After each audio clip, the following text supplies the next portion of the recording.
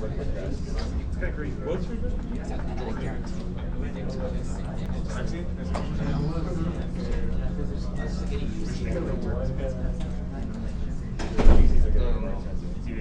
I did.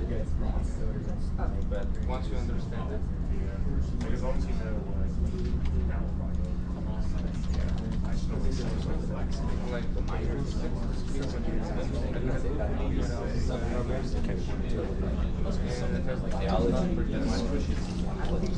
Alrighty. Let me check the mic.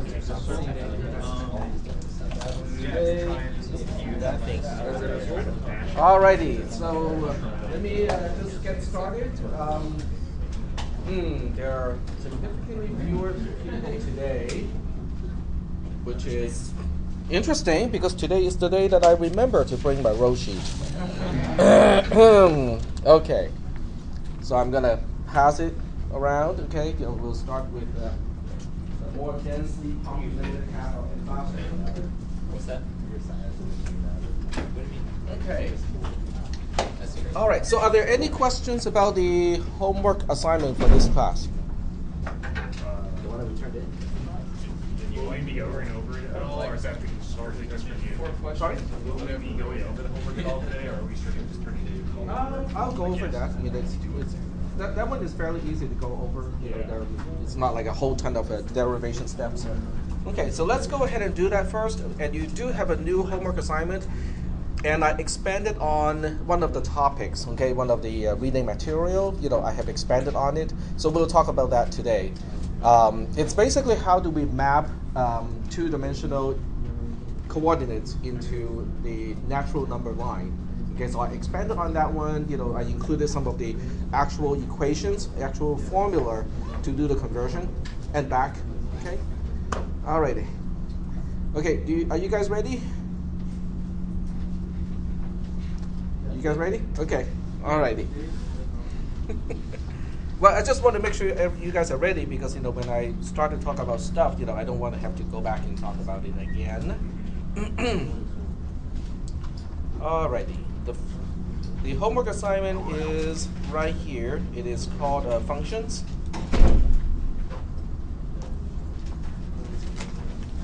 And let me just kind of magnify the font here so we can all see better. For some reason, this wireless mouse, the scroll bar is a little bit too sensitive, so I don't really like it. I like this one, which is a little bit more tactile, and I don't accidentally scroll around, like the other one. All right. So question number one. Question number one is asking, independent of all the other questions. In other words, it's not based on your answer to other questions. Pick at least 2 digits. If you want to pick more, that's fine with me, but 2 is the minimum.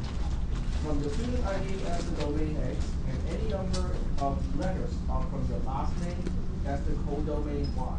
Okay, I checked. No one's last name has fewer than 3 distinct characters, so I think everybody can do this homework assignment.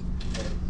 Because if we have anyone with a last name that only has 2 letters, then we have a problem with this one. Well, not with this one, with the surjective one, that'll be a problem. Yeah, there will be a problem with that. Because in order for something to be injective but not surjective, and you only take 2 digits from your student ID, you have to have 3 or more elements in the codomain. We'll explain that one later, okay? All right, so question number 1. It is not injective and not surjective. That's actually very easy to do. I'm going to use my own name as an example, and I'll just put it onto my notepad here so it will all be captured. Okay. All right. So let me read my question again because I cannot remember my own question. See, I write my question down not only because it is an assignment for you, but because I cannot remember it either.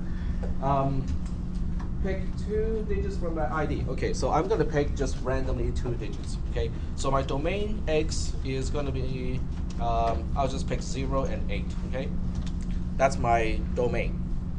My codomain Y, I'll pick, for this one, it says at least 2 letters. Okay, any number of letters from my last name. So I'll go ahead and pick A, U, and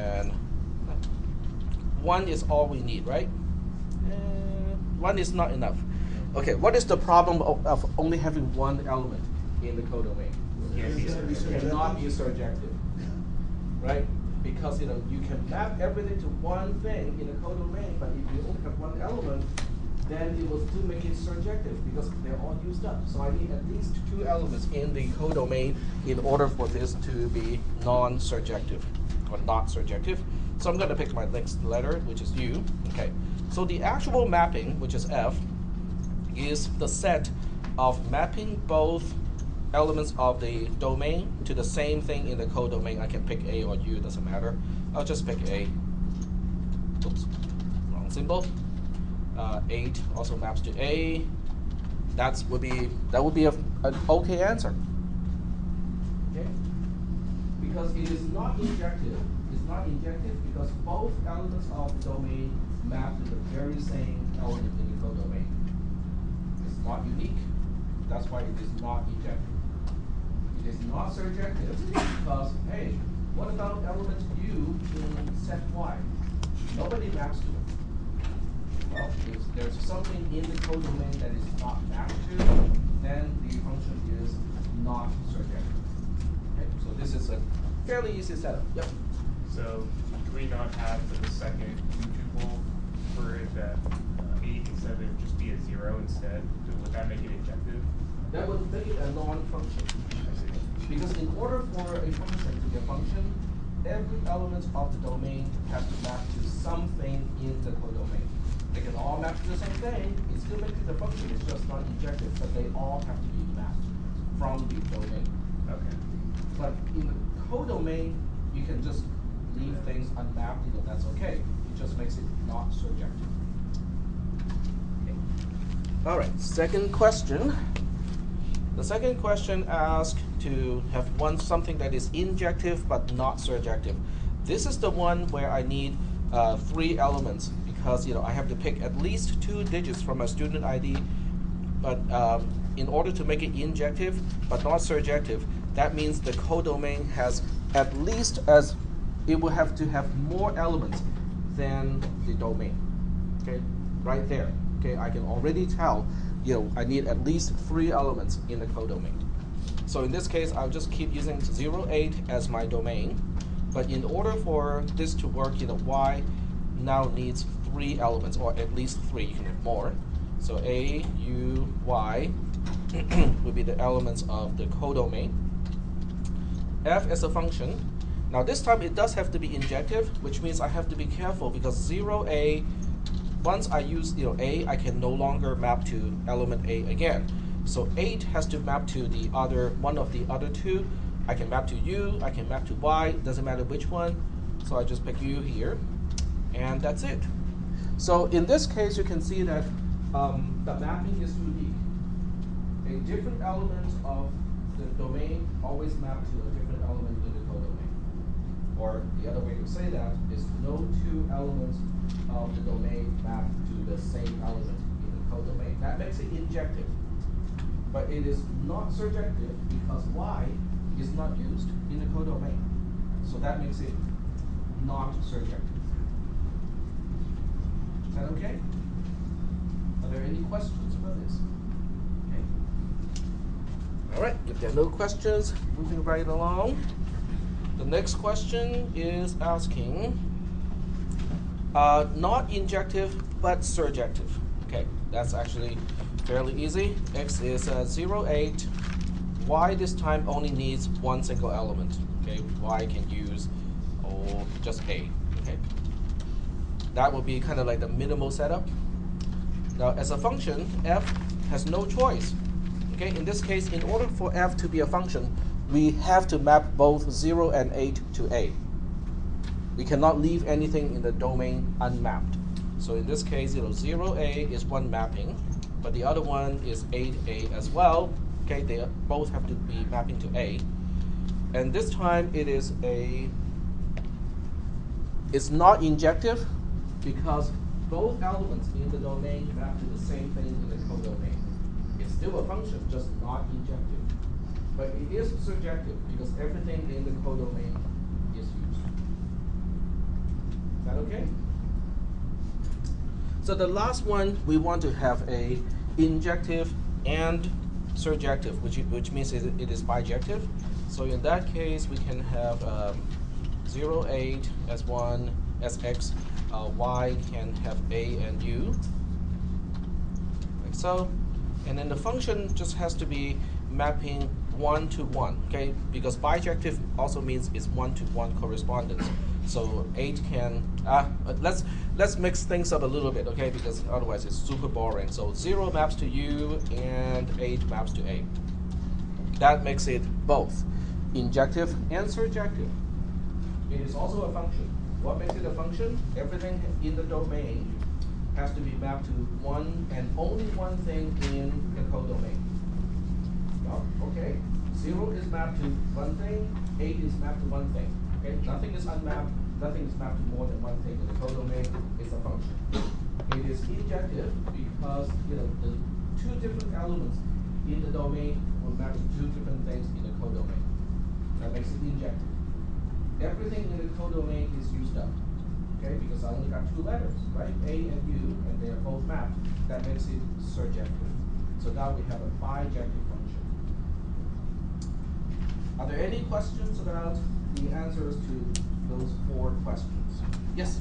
Is it possible for you to, I think you did it, but could you input that into the little box? Because I can input multiple things and it just looks like the commands.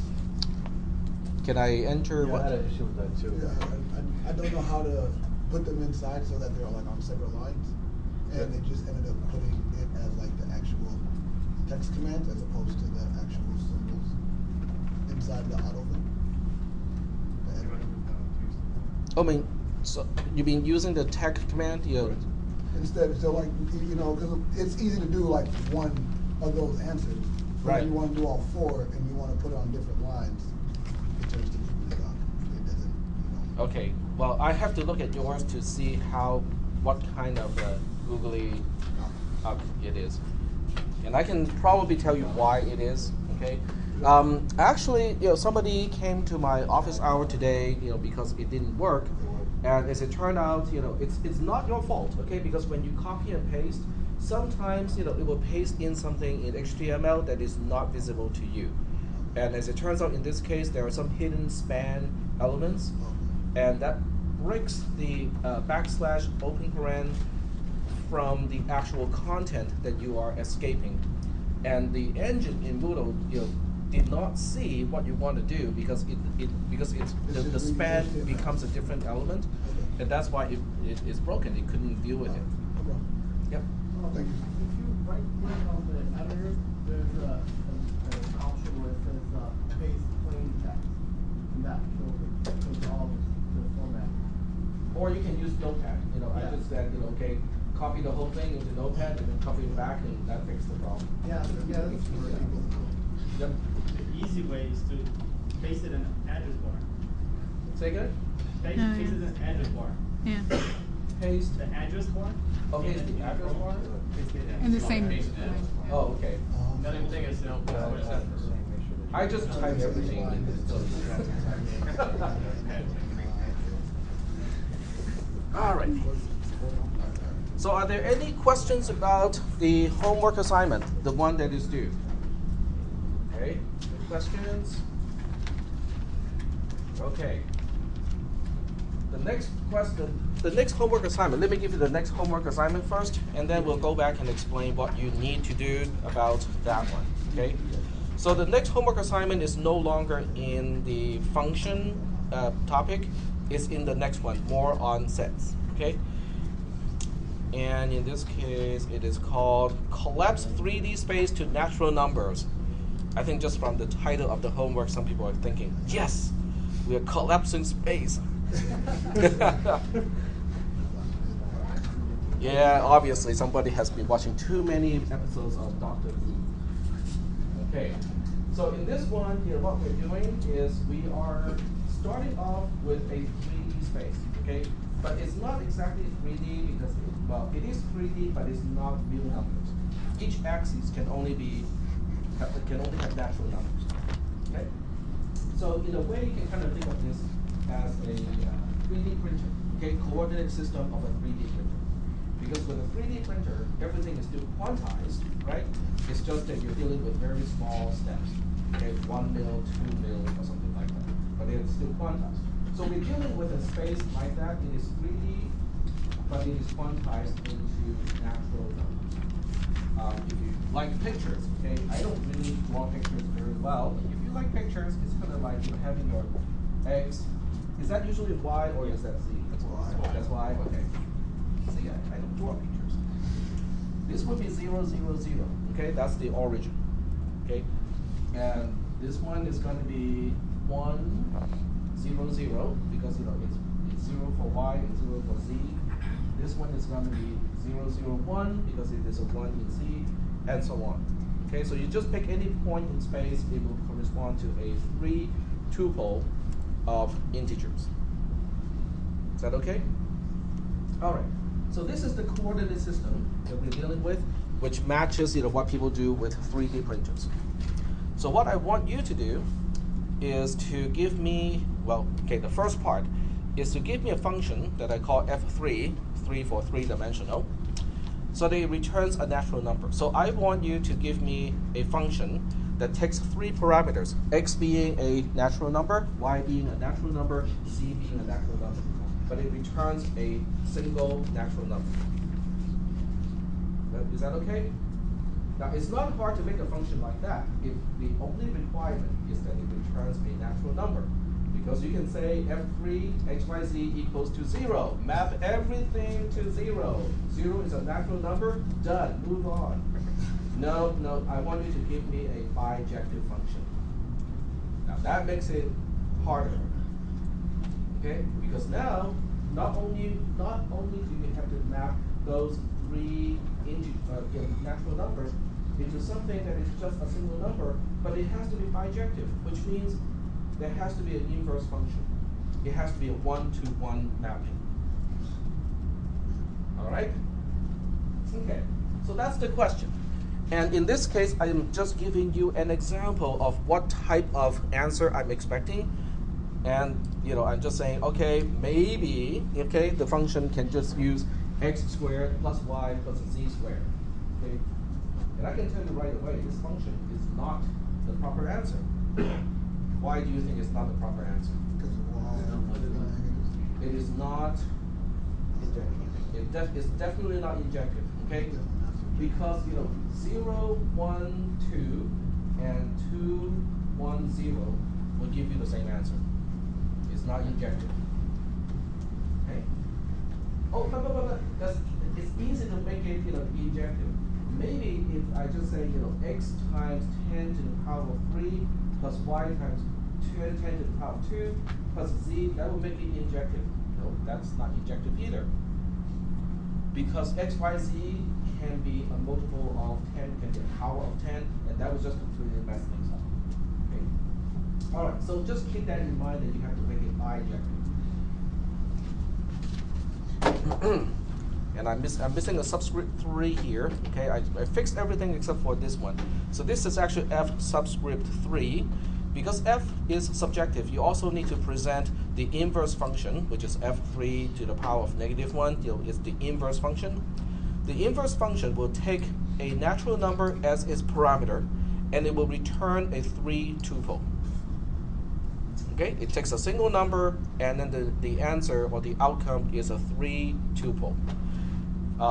So once again, I can just say, oh, maybe it looks like this. Okay, so the inverse function applied to I is basically a tuple. You can see this is a tuple because of the parentheses and the commas to separate the items inside the tuple. The first item of the tuple is 2i. The second item of the tuple is I squared. And then the third item is I times I plus 1, the whole thing divided by 2. That obviously is the wrong answer, but I want you to give me something in that form. Is that okay? Okay, first of all, do you know what I'm asking? You're asking us to make a bijective function. It has to be a bijective function, and I want you to show me the closed form of the bijective function. Okay, so you have to give me the exact way to do the calculations.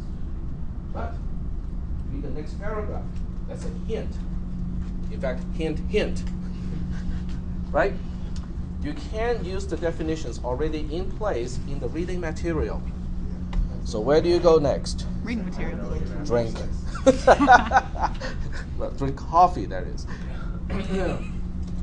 Present your answer as an HTML document using the Moodle built-in HTML editor, just like with the current homework assignment that was due today. The proper use of math equations is appreciated because I don't want to read like 16 parentheses, all nested and stuff like that. You don't want to turn those in because if I can read it, I might find a mistake and say, hey, this open paren doesn't have a matching end. So you want to use the math equation thing, as much as possible, so it's easier for you to read and it's easier for me to read. Okay? All right. So now, where do we go? Okay, obviously this is something that we do not seem to have talked about yet. Okay, and if you search the internet, I'll be surprised if you can find the answer to this one. You might be able to. Okay, it's not a challenge, but I'm suspecting that you may not find an actual answer to this one. All right, so what we do is we go back and read the reading material again because I expanded that section quite a bit. Okay, so I'll leave this one here, and then we'll go take a look at the reading material again. Okay, there are several things that I did to the reading material. The first thing is I introduced headers, so this way it's easier to kind of find out which section you want to read again. And then I really expanded the 2D natural number coordinate portion. Okay, so this one is basically mapping a 2D, two-dimensional natural number space into just natural numbers. Last time we already talked about this table, right? You guys do remember? Okay. So if you have a two-dimensional natural number space, okay, because it is discrete, it is quantized. Okay, we'll just deal with a small example here. This is 0, and then you fill it in just using diagonal lines. Okay, so 0, 1, 2, 3, 4, 5. 6, 7, 8, 9. This will be 10, 11, 12, 13, 14, and so on.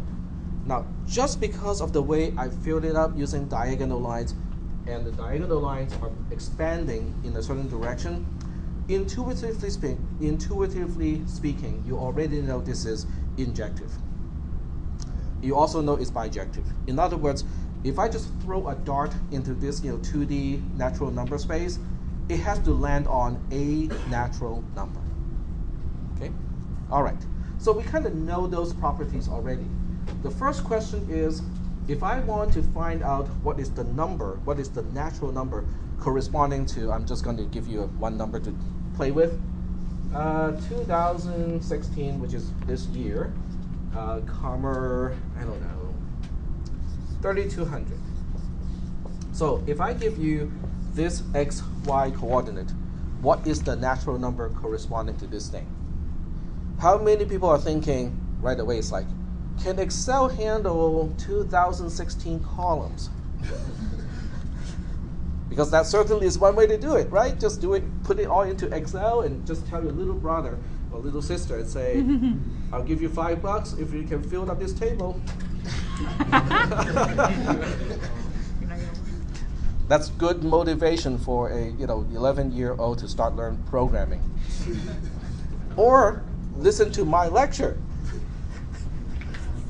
Okay, so we want to have a closed form to do this because filling in, doing it the manual way is not the right way to do it. Yes.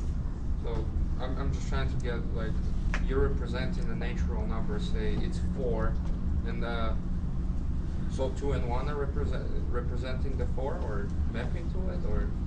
Okay, so in this table, okay, I'm going to use a blue pen to indicate the x coordinate and the y coordinate. Okay. So x coordinate goes this way, Yes. horizontal, right? So this is 0, 1, 2, 3, and the y goes the other way, so it's 0, 1, 2, 3, like that, right?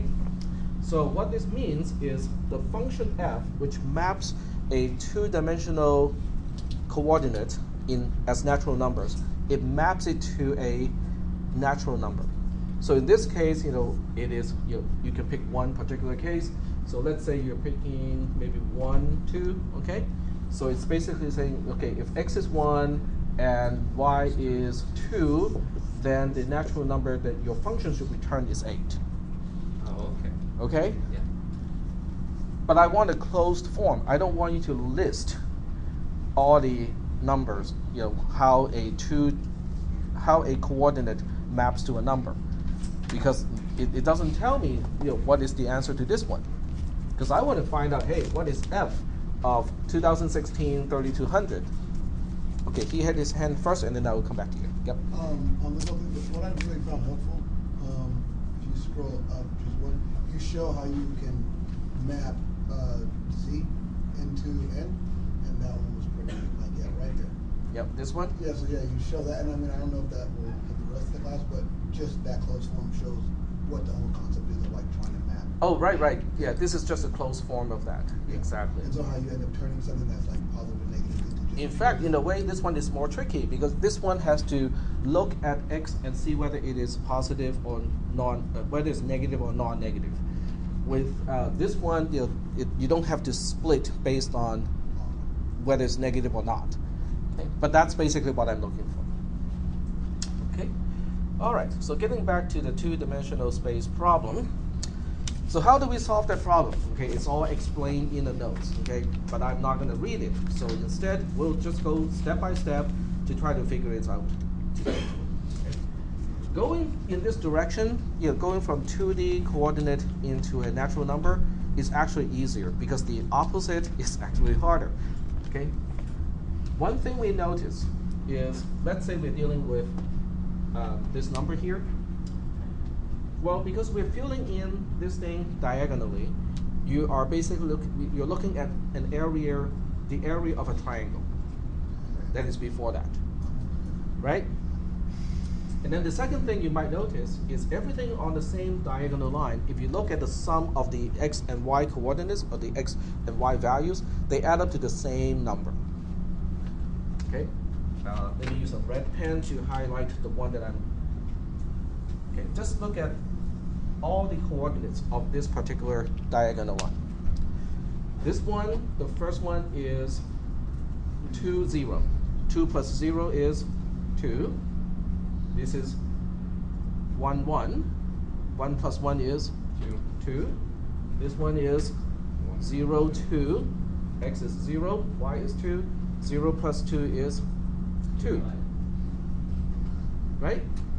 So that is really useful because just by knowing the coordinate, I know which diagonal line I'm talking about.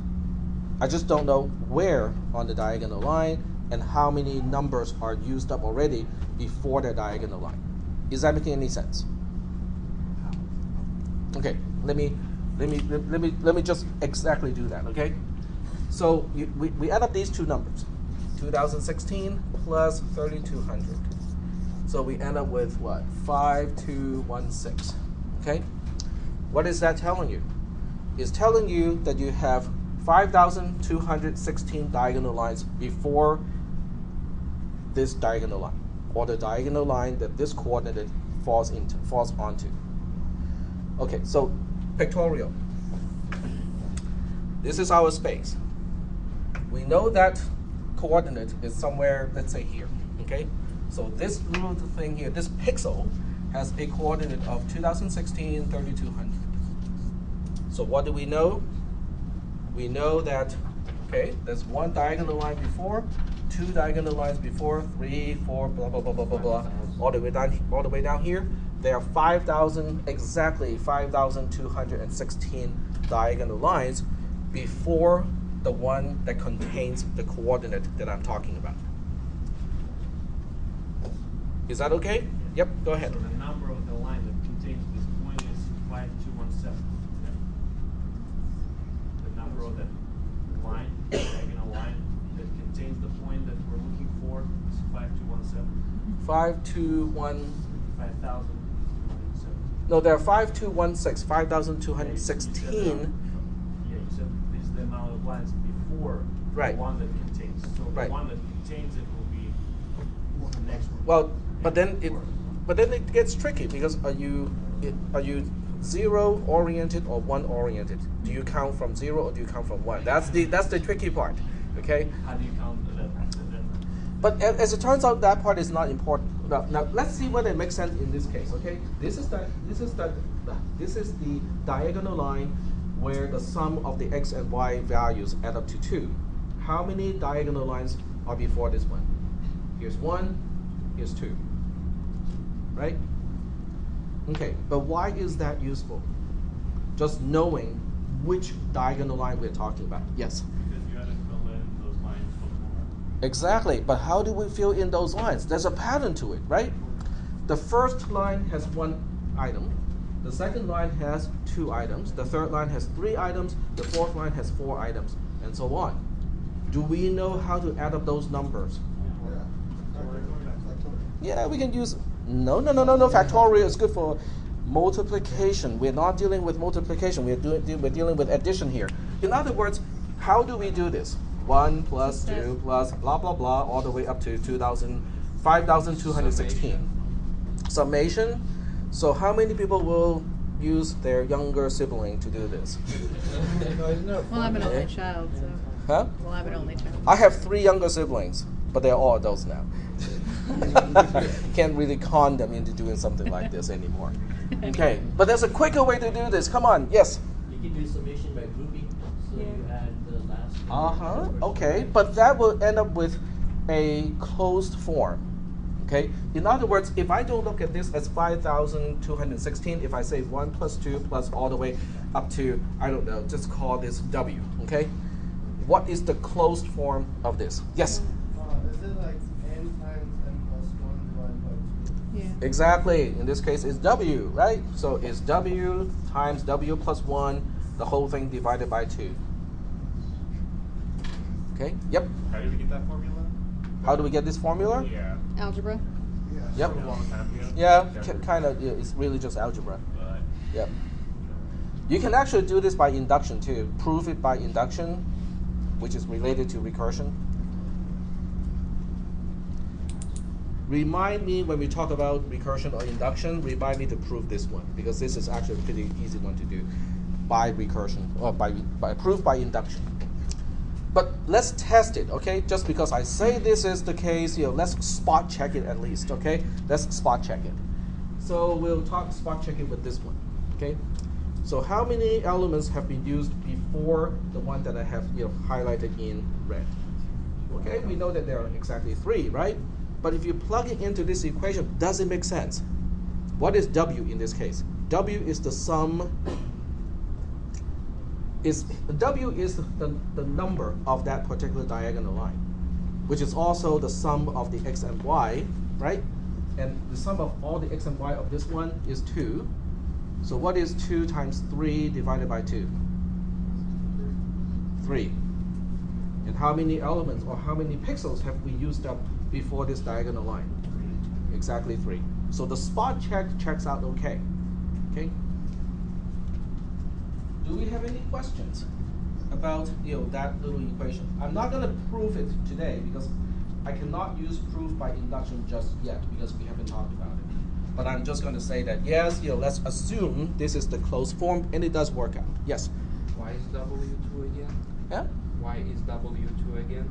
Why is W2? Because if you add up the x and y value of each coordinate, they add up to 2.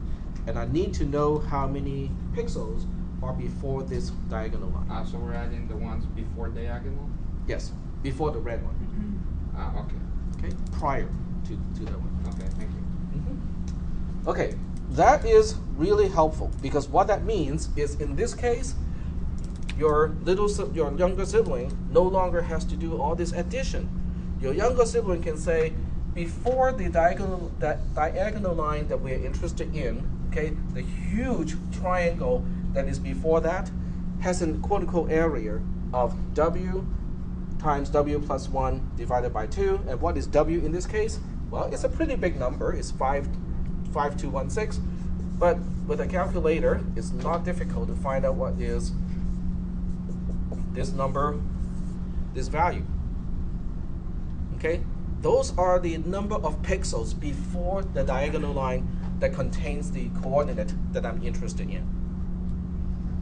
Yep. It's considering we're counting from 1, right? Or Counting from 0. From 0?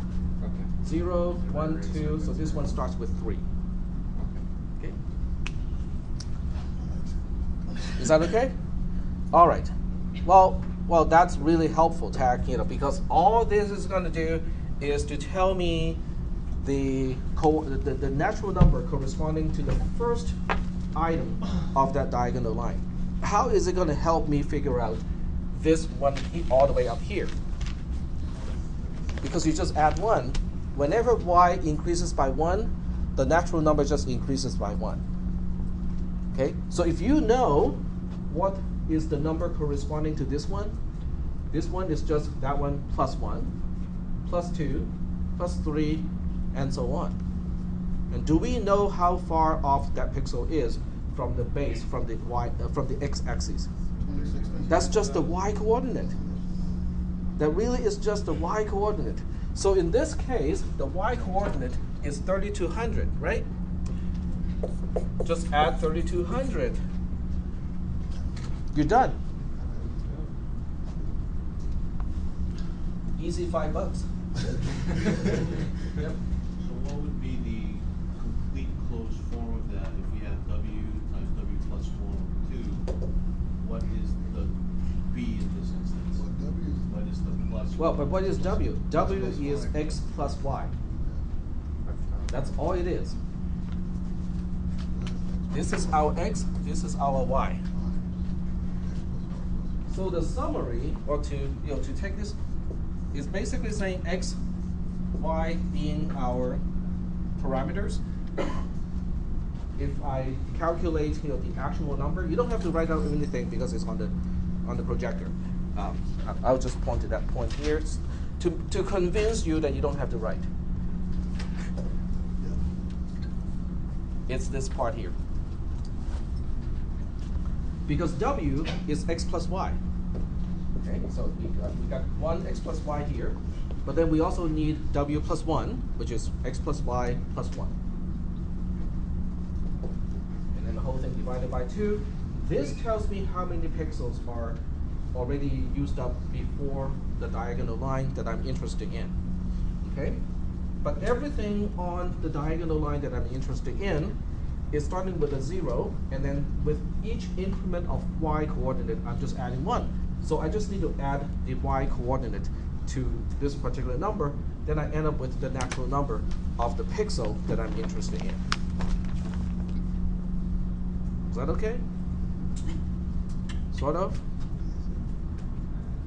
Yep. So if you were to plug in the numbers in your small example here, x plus Sure, y, absolutely. by 1. So we're 2 plus 2 times 2 plus 2 plus 1. Is so you have, okay, so you're talking about this one here, right? Your x and your y coordinates, right? Yeah. So this particular cell has the coordinate of 2, 2. And that's what you want to use as an example. Okay. Right? Okay. So let's take a look at the number. We manually assigned 12 to it. But let's see if this form will also give us 12. Okay? 2 plus 2 is 4. 2 plus 2 plus 1 is 5. 4 times 5 is 20 divided by 2. And y is 2. 10 plus 2 is 12. Pretty cool. And that's how most form is expressed? That is the closed form, but it only goes in one direction, okay? This will map the two-dimensional coordinate to a natural number. It goes in one direction. Are we doing okay so far? Okay. Well, I think this is really kind of interesting because it means if you want to convey a point in two-dimensional space, the conventional way is to give someone the xy coordinate. Guess what? Now we have an alternative. We have an alternative. We just give that person, give the other party a natural number. Okay, because we know each natural number corresponds to a particular point of this two-dimensional space. Because eventually you can intuitively see how this can fill up the entire space, the entire two-dimensional space, right? Because you just keep drawing those diagonal lines. And it can cover the entire space. You just keep going like that. Okay? Now the big question is, the person who's getting the natural number, how does that person figure out which coordinate we are talking about? How do we reverse it? What is the inverse of this thing? Okay. Well, okay, the first idea of the inverse is little sibling, younger sibling, right? Somebody gave me this number, okay, calculate what this number turns out to be. This is going to be a large number because we are talking about 25 million something, right? I think it's 13. Huh? Well, after you. Oh, because of divided by 2, yeah, 13 million something.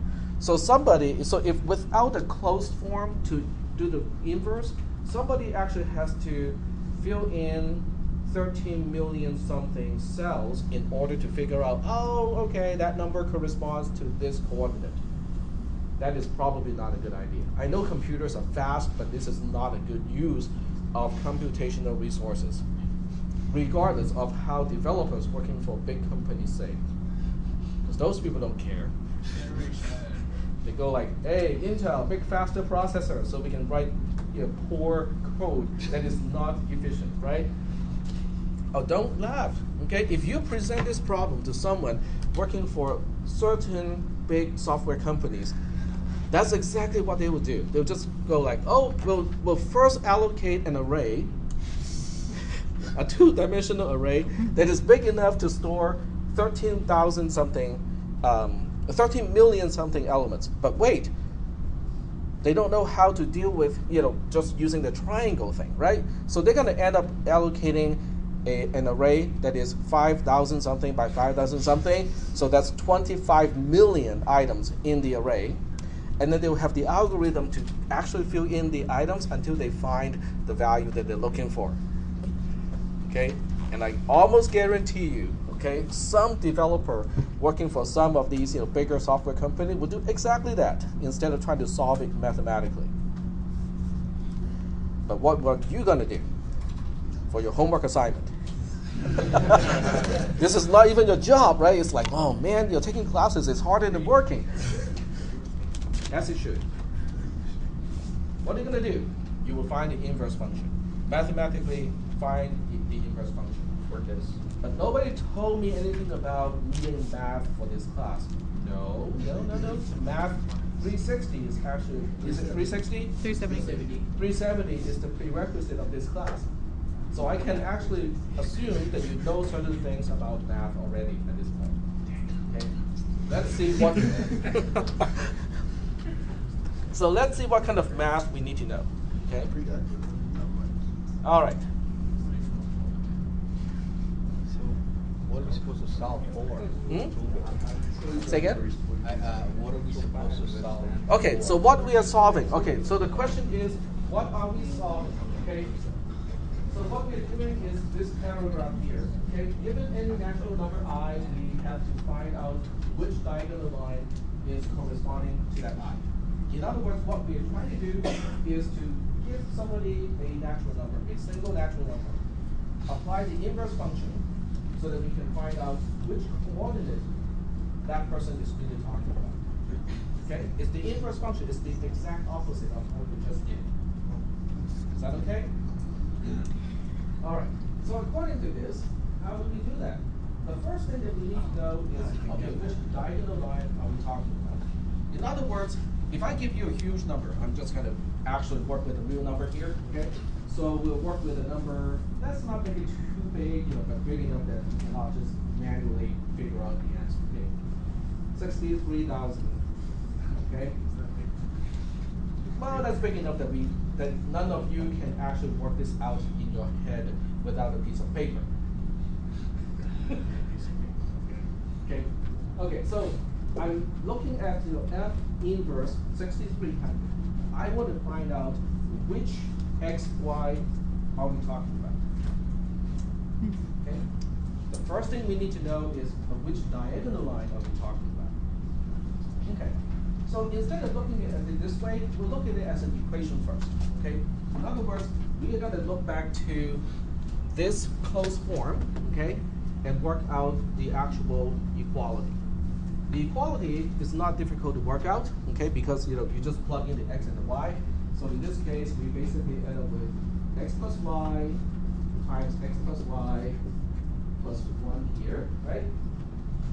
Divided by 2 plus y equals to 6,300. Right? Okay, it's just that we start off with the number this time and need to go back and figure out what is x and what is y. But we only have one equation to solve two unknowns, or so it seems. That doesn't, That's not gonna work. that's not easy to work, right? But there are certain things we can do. Yep, go ahead. Isn't x plus y pretty much just k? Like you have X, we just call that k, yeah, but it doesn't change the fact that we have two unknowns. K is x plus y, but guess what? It is an unknown now because we don't know x, we don't know y, so k is also an unknown. It is not independent, it is dependent on x and y, but we still have two unknowns in the end. Question, there was a hand up here. Okay. All right, so what are we gonna do? Yep. Multiply by We know that diagonal, when it crosses x, it's 6299. When it crosses y, it's 6299. Say that again? When it crosses x, it's 6299, 6299. which is 6300 minus 12. But that's not true because x plus y is not 6299. Yeah, I understand, but the whole diagonal, every element, the sum of x and y is 6300. The whole diagonal, right? I'm not sure about that.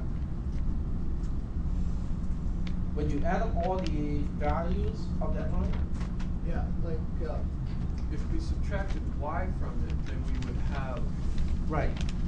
something, but we don't Well, I know mean, why. But you don't know y either. That's the problem. You don't know x and you don't know y. so for, yeah, Okay, go ahead. Yeah, for element 3 in that table right behind it, that's 2 plus 0. For element 3? For element 3, Yeah, 2 plus 0 is 2, and then for element 4 is 1 plus 1 equals 2. For element 5, that's 2 plus 0, which is 2 again. Right. And that's what we're going with. 6,300 for the whole diagonal is 6,300 for each element. X plus y is 6,300. Okay, so in this case we have 3 plus 4 plus 5, which is No, that's not what I meant. X plus y for 3 is 2. X Yes. plus y for 4 is 2. Yes. X plus y for 5 is 2. Yes. X plus y for 6,300 is 60 is No, but 6,300 is the result of doing this. It's not linear to x and y anymore, because we have x plus y times x plus y plus 1. So it doesn't work out that way anymore. Okay.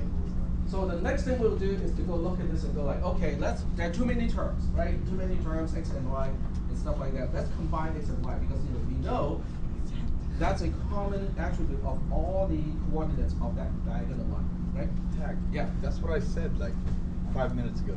Oh, okay. I did not understand what you said. Sorry. I was saying solve for pretty much for k. That's not what you said. Okay. Well, that's not what I understood. It's okay. Okay. So we'll just say that k equals x plus y. Put it here. Put it here. We still have a y over there. It's okay. We'll just leave it alone for now. For now, we'll leave it alone. Okay. Because it seems like we are not really doing any better because k is unknown, y is unknown. We still have two unknown terms. Okay. We'll solve for this one. Okay, if you look at the whiteboard, I'm not gonna rewrite that, it's. Okay, so we are now at this stage here, okay? We are rewriting the whole thing and using x plus y, being k, so we don't refer to x anymore. And we end up with something like this by multiplying both sides by 2. Cannot really, okay, I can't really highlight it easily, so I'll just go ahead and point it. So we multiply both sides by 2, we end up with k squared plus k, because I used the distributive law here. Y was by itself. If I multiply everything by 2, we end up with 2y. And then, on the other side, we end up with 2i. Okay? I is given, so it's not a problem. We're not solving for I, we're solving for k or y. How about that? Okay? So that's what we have. But we know something about y and k already.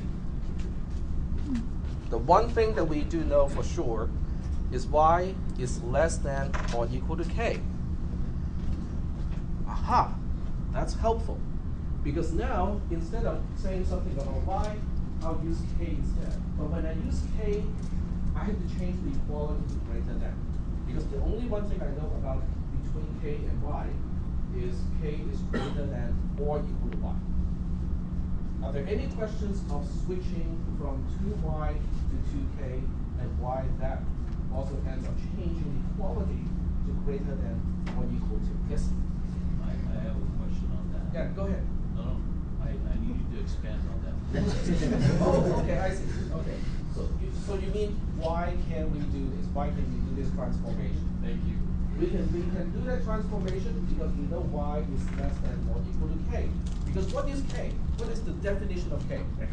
X plus y. If we just know that it's x plus y in general, we cannot really claim that. But x and y comes from which set? Natural numbers. They cannot be negative. Right? If x and y are both natural numbers, and in this case I just have y here, which is k minus x, right? And x cannot be negative. That means y has to be less than or equal to k. Is that okay? Can we establish y is less than or equal to k? Okay? Now, once we can establish that y is less than or equal to k, then we look at this thing here. Forget about this part, okay? Because that part has not changed. We just look at the 2y versus the equal sign here. This equation here is exact. That's why we use the equal symbol. But once we change the 2y to 2k, we can no longer use equal to because we know that k is greater than or equal to y. And it's positive, it's non-negative. Well, if that is the case, we know that this equation, this is an inequality now because the left-hand side is guaranteed to be greater than or equal to 2i, not equal to. Is that because it's the inverse? Or we do say it's greater than because it's the inverse of the... No, because of y is being less than or equal to k. Because we only changed one. And we're trying to get rid of y, that's the motive? Yeah, we're trying to get to a single variable Because I equation. try to get rid of all the variables except for one. Yep. So this might be a little bit out of scope, but if we were in a situation where y was in the denominator of a term, and we were to switch it to k, would we do the other side? Less than or equal? Denominator? Not in this case, but if Oh. it was like 1 over y, but we knew that k was greater, and we substituted for k, could we use the other? Okay, if you have the reciprocal, then the larger the value of the denominator, the smaller the value of the reciprocal. Right, but it will still be monotonic, okay? That function will still be monotonic, except you'll be saying the opposite. Because 1 over 10 is less than 1 over 1. But 1 over 100 is less than 1 over 10, and so on. Okay, but that's kind of off topic because that's not what we do. Okay. So we end up with this, and by combining the 2k into the k and moving the 2i onto the other side, now we end up with something like that. Okay. What does it look like? Quadratic inequality. But you know what? We solve it kind of the same way. So we end up with we already know that k cannot be negative. So we can just forget about the minus square root part. We just add. So we end up with something like this. We know we have one constraint on k already. K has to be greater than or equal to that big mess of a thing. Okay? Attack, k is a natural number. The other side is a irrational number. How does that work? Well, can a natural number be greater than or equal to an irrational number? Sure. So we don't have a problem. It's just a constraint. That's all it is. It's just a constraint. Okay, but just having that constraint doesn't really help, because all we know is k is greater than or equal to that number, but how much bigger? We can also use the other side, right? Because to eliminate this 2y, there's another way to get rid of it. How do we get rid of it? Substitute. No. Yeah, exactly. We substitute with a 0. We just get rid of it. Completely get rid of it. Don't even change it to anything else. Now, but when you do that, we already know that y is greater than or equal to 0, don't we? Mm-hmm. Because y comes from which set again? Natural numbers. And all natural numbers are greater than or equal to 0. So when you eliminate a term that is greater than or equal to 0 in the original equation, then you end up with a less than or equal to, because you know it is now less than or equal to what it used to be. Is that okay? Then you just move the 2i to the left-hand side. Now we have, once again, a quadratic form, which is helpful because with any quadratic form, we can solve for the roots. And we know we can throw away one root because the minus part does not apply because it is a natural number. So we only focus on the plus square root of something. So now we have a bound, okay? We know this is the lower bound of k. We know this is the upper bound of k. And I'm just working out the numbers for one of the examples, okay? And it seems to work, okay? But it seems to be a chore that you have to work out the lower bound and then the upper bound and then find the natural number that is in between. As it turns out, it's actually too much work. It's more work than we actually need to do, because once you find the upper bound, you can just take the floor function of it. What is the floor function? See, I can see certain people who took cisp 300 from me, and those people should know what is the floor function. What is the floor function? What if you don't know what is the floor function? What do you do? Google it. Google it. Exactly. That's what I'm going to do. No, I actually know what it is. I just want to show you that one way to find out what it is to Google it. Okay.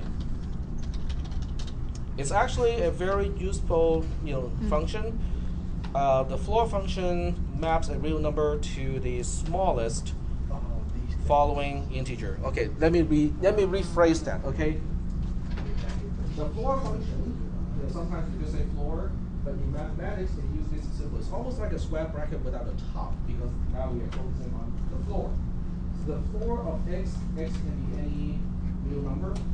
The floor of x is the largest integer that is less than or equal to x. Let me write it down.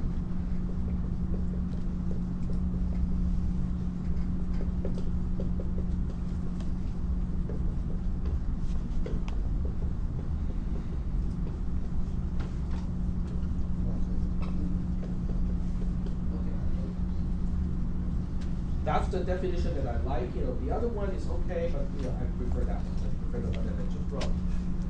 Okay. Well, if we know that x is a real number, what is the other way to perform the floor function? Truncation. We just truncate the fractional part, just get rid of it. Okay. Now, I can't say that if x can be negative. Okay, because if x is negative, then we actually have to move one step up and not truncate. Sorry? These are natural numbers, so we don't have to. Exactly. Since it's a natural number, we don't have to worry. So we can just truncate. Okay? Not rounding, truncating. Yep. So with the negative, we have to subtract one and then truncate it. Well, let's figure out what is let's figure this out. What is the floor of negative truncate? Negative. how can it be -2 when I said truncation doesn't work, right? It's negative. Well, if it's not -2, what else can it be? It's -3. Because we are looking for the largest integer that is less than or equal to. -2 is not less than or equal to -2 plus 3. -3 is. Okay, so that's why truncation doesn't work when you want to do the floor function, or when you want to perform the floor function on a negative real number. Is that okay? Now, in our case, because we never have to deal with negative numbers in our context, truncation works okay. But I just want you to know, in general, it is not truncation. Floor is not truncation. Okay.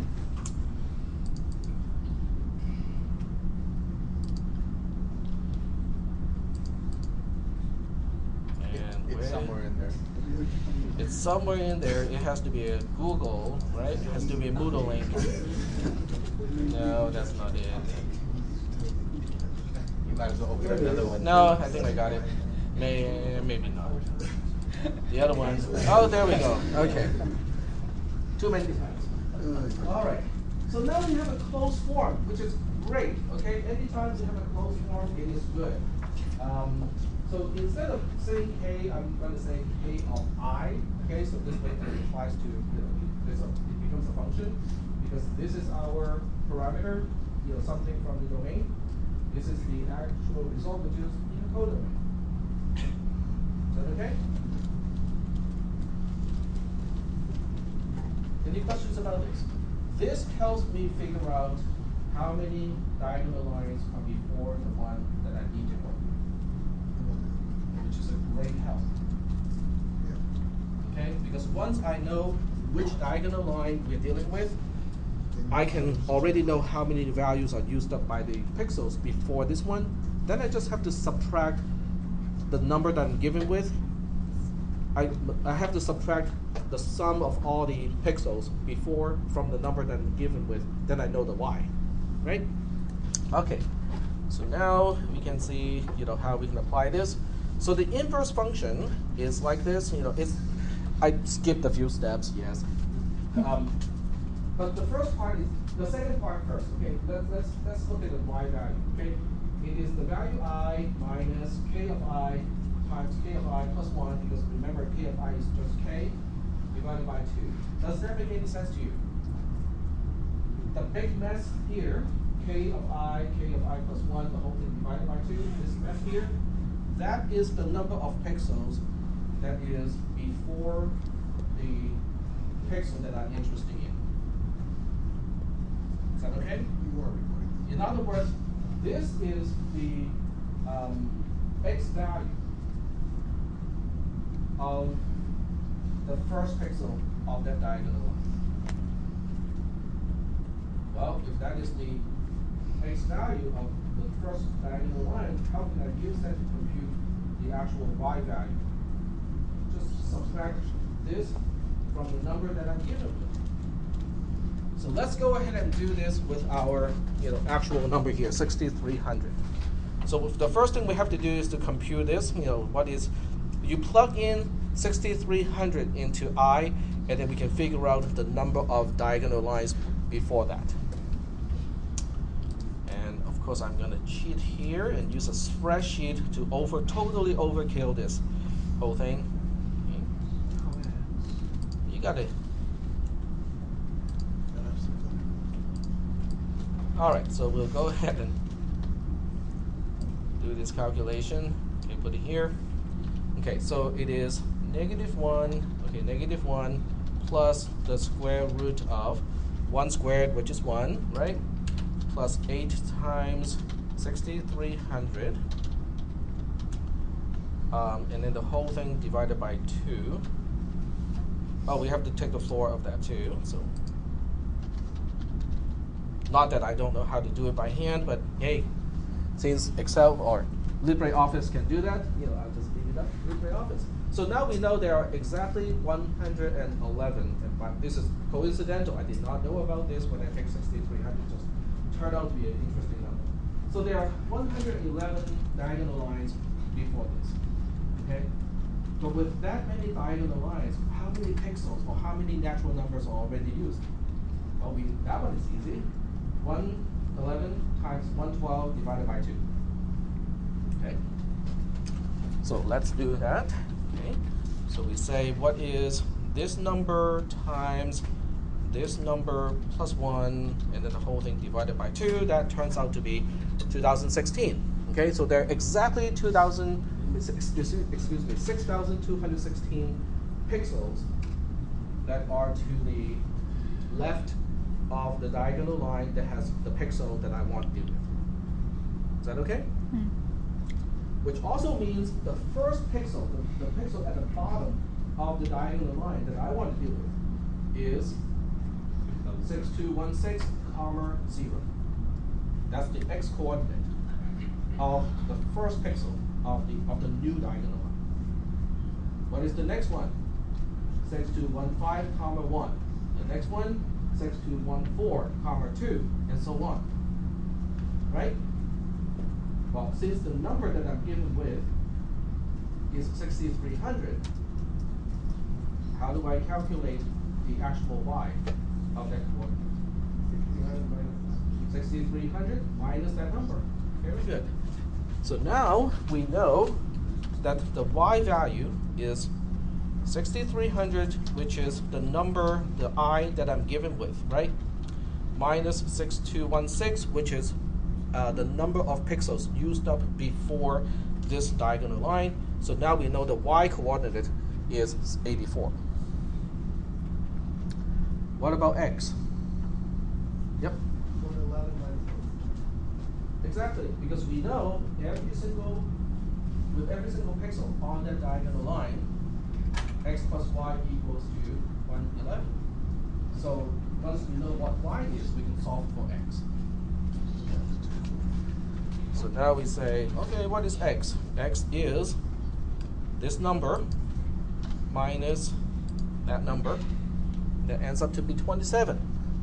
So 27, 84 is the coordinate that is encoded by the natural number 6300. One thing you learn in my classes is, well, that's what the text says.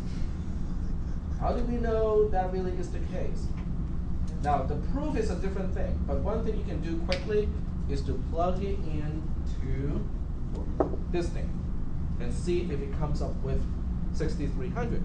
Plug in 27 for x, plug in 84 for y, go through the computation, see if you end up with 6300. Okay, well, I'm gonna do it myself. I don't trust myself, right? I mean, you know. Okay, so we have what again? 27 plus 84 times 27 plus 84 plus 1. The whole thing divided by 2. That's the first term. And then we have to plus the y coordinate. In this case, it is 84. And that turns out to be 6,300. Okay, so it's not a proof that it works, okay? But it is a good indication that it is okay.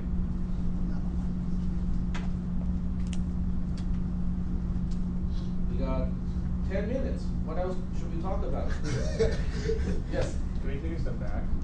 Going back to 111, the number. 111 is the number of pixels, or the number of diagonal lines, but Yes. 4.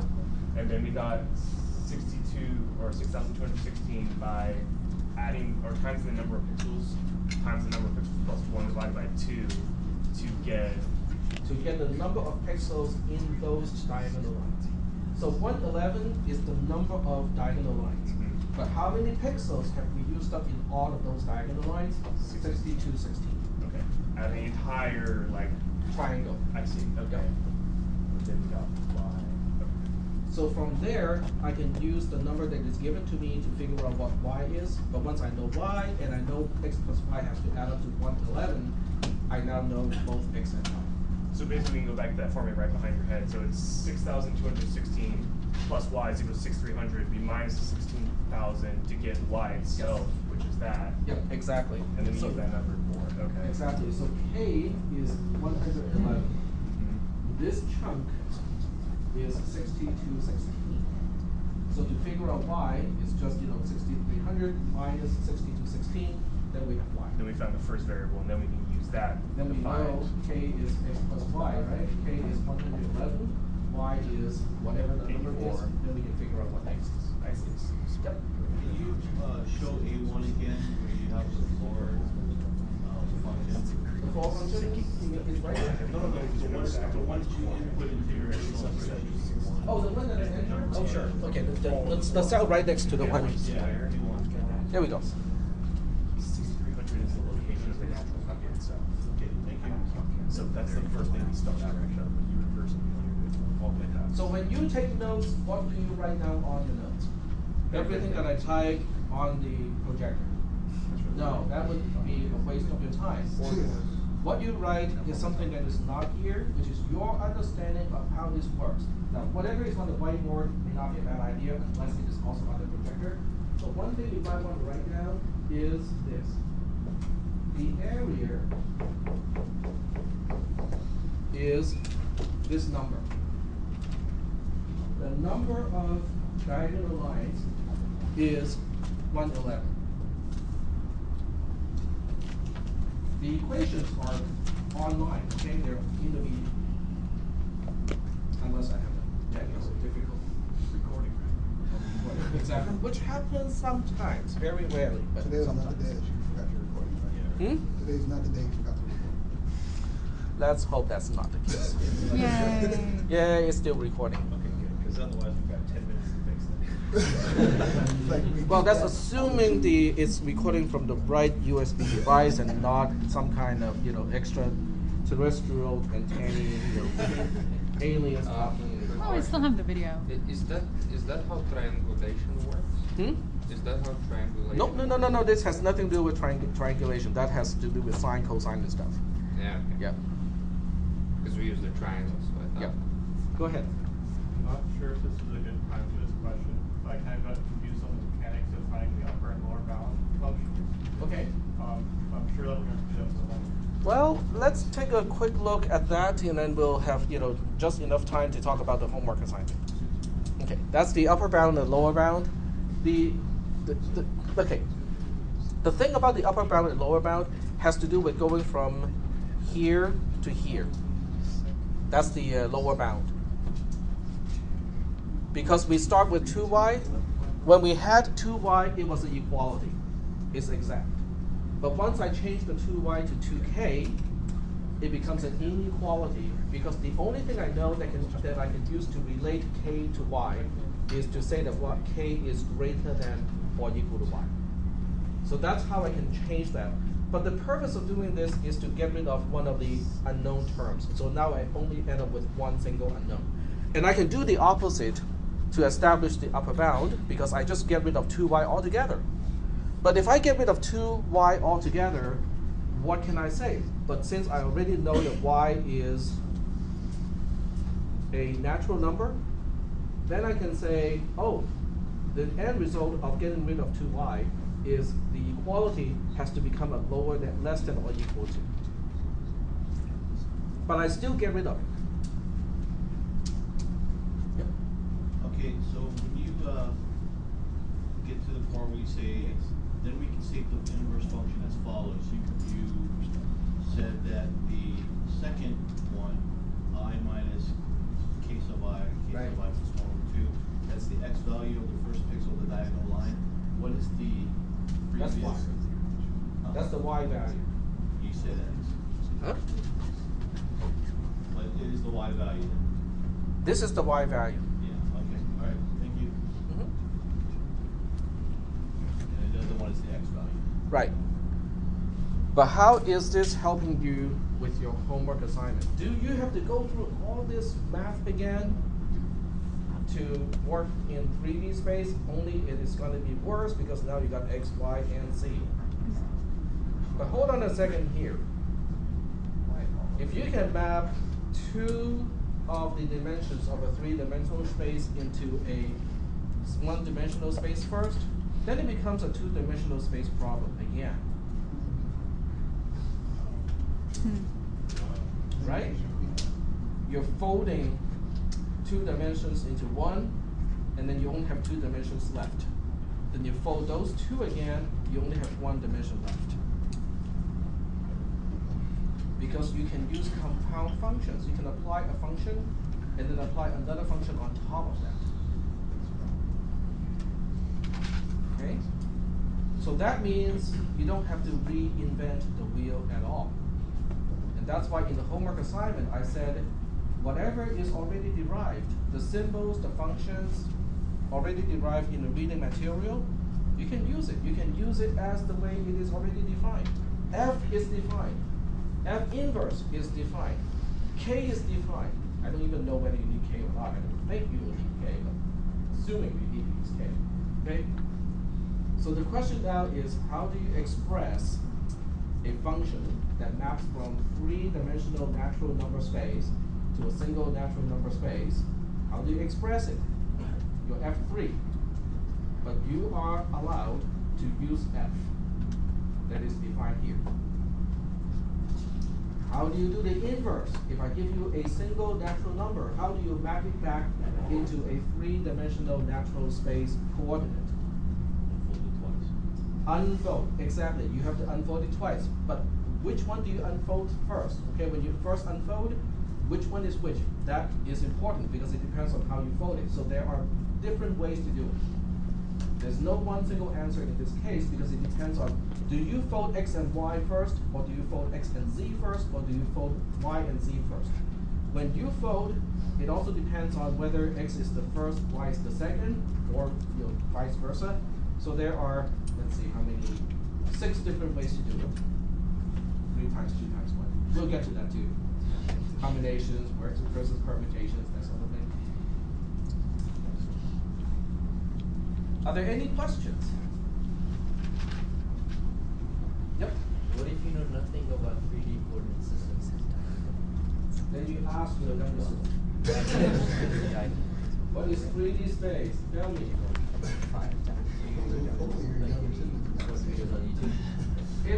But it's nothing more than a two-dimensional space, except you have X, Y, and Z. X has to be a natural number, Y has to be a natural number, Z has to be a natural number. So the rest is just saying, okay, that is the 3D space. How does that relate to a 2D space? Well, it's a 2D space with one more dimension. But since you already know how to fold a 2D space into 1D space, how do you fold a 3D space into 2D space? Pick any 2 dimensions, fold it first, then you have 2 dimensions left, fold it again, you have 1 dimension left. Yep. We might have already explained this, but I just don't remember. What do you mean by folding exactly? When you say fold the 2 dimensions, you mean this. Right here. Do the algorithm to 2 dimensions. This is folding. I start off with a, okay, in terms of function notation, I start off with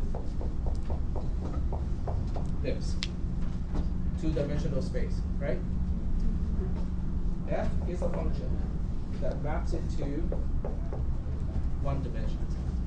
That's what I meant by folding. Okay. But this function F is very special because it is not just a function. I mean, you can have a function that's easy, right? Mapping everything to just 0. That's easy. Okay? But this is special because it is a bijective function. If you give me a natural number, I can map it back to a coordinate. So it can go back and forth. So what you're going to do is you're dealing with F3. F3 maps a 3D space, which is just a Cartesian product of 3 natural number sets. And you want to map it to a single set of natural numbers. So the key is to just pick the 2 of these things, fold it first. Then you have 2 sets of natural numbers. Fold it one more time, then you have 1 natural number space. Yep. And do you want the inverse of that as well? Yes. So it's like fold and then unfold. Well, because I already gave you F inverse. That's what we just talked about this whole class, is F and F inverse. So what you need to do is to express your answers in some way. And I'm allowing you to use the definitions that we have already used today, without question. In other words, you don't have to tell me how you derive f, how you derive f minus, or f inverse, because I already know. You read my notes. You'll need to do 2 steps. They're like you- Without traveling to the future, I already know the answer to that one. Okay? So you can use the tools that we have already learned today. No. The only question is, how do you express it? That really is the question. How do you express it? Yep. So we're going to start with something like that equation, but we're going to map a triple to tuples? No, okay, you make the assumption that you already know what f is. So you don't have to define f. You can use f as the way it is. But how do we use f to get from 3D to 2D? Because F3, you can look at it as a composite, like you said. You just do that, and then redo that with the Maybe. result. Yes. Okay. This is obviously wrong, but you know, but something along that line. Okay. Okay. All right. Wow, perfect timing. More or less. When is it due? Huh? When is it due? It's due in 1 week. Oh, okay.